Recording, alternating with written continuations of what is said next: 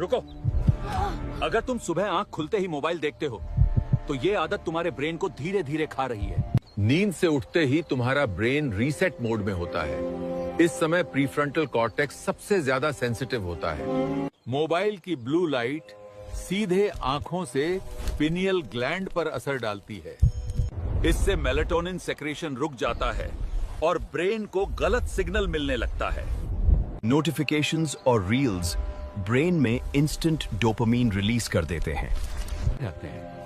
इसीलिए फोकस कम होता है और दिन की शुरुआत मेंटल फटीग से होती है।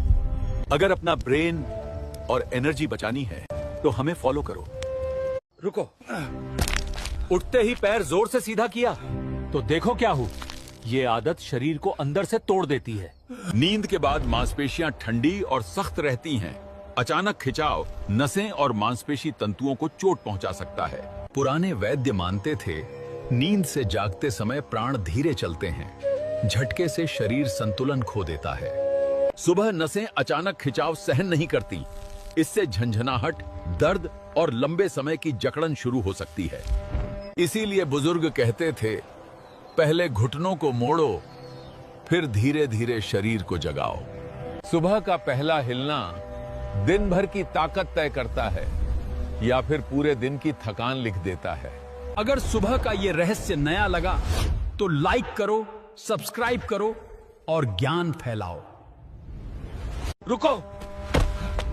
खड़े होकर कपड़े बदल रहे हो। अगर इसी पल चक्कर आया तो शरीर संभल भी नहीं पाएगा। कपड़े बदलते समय शरीर का संतुलन एक पैर पर होता है, जिससे रक्तचाप अचानक गिर सकता है। पुराने वैद्य जानते थे सुबह शरीर कमजोर रहता है और अचानक खड़े होकर झुकना चक्कर को बुलाता है। अचानक कपड़े बदलते समय दिमाग को संतुलन के संकेत नहीं मिलते, जिससे गिरने का खतरा बढ़ जाता है। बैठकर कपड़े बदलने से शरीर स्थिर रहता है, रक्त प्रवाह सही रहता है और चोट का जोखिम घटता है। इसीलिए इसे डर नहीं बल्कि रोजमर्रा की शारीरिक सुरक्षा का नियम माना गया।